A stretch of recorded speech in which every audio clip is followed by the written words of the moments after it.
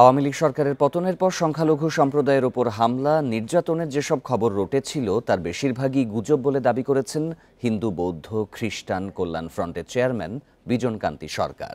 বিকেলে চট্টগ্রাম জেলা প্রশাসকের সম্মেলন কক্ষে আয়োজিত সাম্প্রদায়িক সম্প্রীতি শীর্ষক আলোচনা সভায় তিনি কথা বলেন।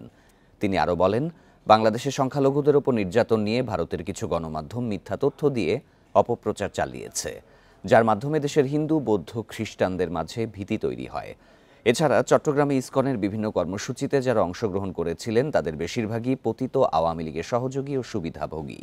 বর্তমান সরকার সব ধর্মের মানুষের অধিকার নিয়ে কাজ করছে উল্লেখ করে সবাইকে ধৈর্য ধরার আহ্বান জানিয়েছেন তিনি।